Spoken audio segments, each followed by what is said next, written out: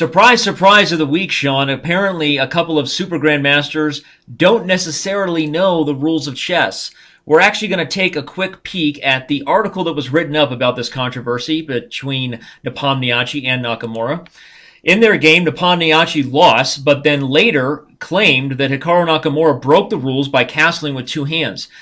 There's a lot of complications to exactly whether or not this claim was even legal, let alone the fact that Nakamura did actually break the rules with the act of castling with two hands. But the whole thing just seemed a little crazy and kind of out of place for something like the World Cup. What were your thoughts following this?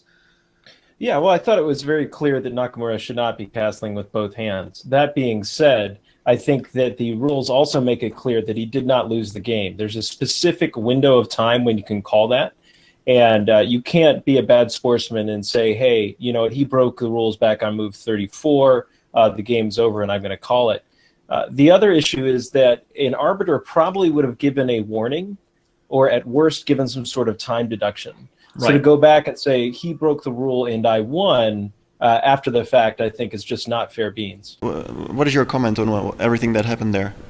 Well, okay. I mean, for starters, well, let's be clear. To the people who want to say that, you know, it's some way of messing with Jan, that's not the case at all. Frankly speaking, people have to understand that, you know, I come from America, and according to American rules, as far as I know, it's still legal even to castle with both hands. So there's no ill intention certainly from that. I mean, the fact that Jan chose to take it beyond that and you know, think that I was, you know, intentionally trying to mess with his head or do something crazy is just you know, a little bit disappointing, honestly, because I thought, you know, he played a great match. We both did, actually. And to go further on that point, you know, there's another example. It wasn't a castling, but there was a game I played against Boris Grachev in the World Blitz Championship, and I think it was 2011, where I pushed a pawn to the 8th rank, and I lost the game against him. So, you know, to people who think it's some kind of intentional thing, or, you know, I'm trying to gain some advantage, that's not the case at all. It's simply that I'm used to playing with U.S. rules, and of course I should know that the rules are not the same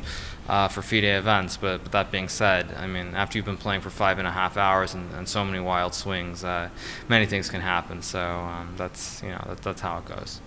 It just didn't make Nepo, who's just a super strong chess player and super talented guy, especially at Rapid Blitz. It just didn't make him look very, very sportsmanlike. And even though I think everybody agreed that Nakamura shouldn't be doing that because it states it in the rules, I know I've witnessed numerous grandmasters, I can say, that have done exactly that and castled with two hands. I'm sure I've done it in different Skittles and Blitz things because you get pretty good as a chess player, and they're very quick with their hands, and sometimes people build the habit of doing it. So doesn't excuse Nakamura from doing it. He absolutely shouldn't, but once a blitz game starts, that's the kind of habit a player would have in a blitz game, not in a long time control tournament game.